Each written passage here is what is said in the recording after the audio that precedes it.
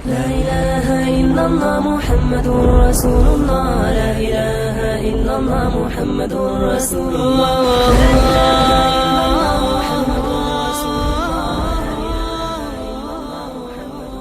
40 hadis жана анын түшүндүрмөсү.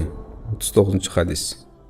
Ибн Аббас радиаллаху анхуманын риваятында Аллахтын элчиси саллаллаху алейхи вассалам айтты: чындыгында Аллах менин үммөтүмдүн билбестен кылган катачылыктарын жана унутуп кылган күнөөлөрүн, ошондой эле аргасыздан мажбурланып кылган күнөөлөрүн да кечирди.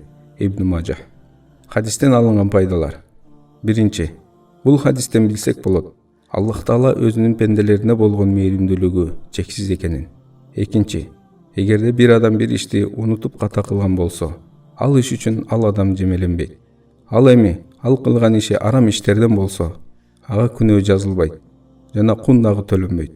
Ошондой эле ибадаттарда да ката кетирсе, күнөөкөр болбойт. Ал эми парз болгон ибадаттарды унутуп таштаса, ал үчүн күнөө жазылбайт. Бирок парз болгон ибадаттарды калтырбай, жетишип аткаруусу зарыл. Үчүнчү, эгерде бир пенде бир ишти кылууга же бир сөздү сүйлөөгө мажбурланса, анда ага күнөө жазылбайт. Ал эми мажбурлоо адам акыларында боло турган болсо, анда ал иш аткарылбайт. Мисалы, бир адам бирөөнү өлтүрүүгө мажбурланса, анда анын өмүрүнө коркунуч келсе дагы, ал адам өлтүрүүгө барбашы керек. Анткени мажбур болуу башка бир адамдын канын төгүүнү адал кылбайт.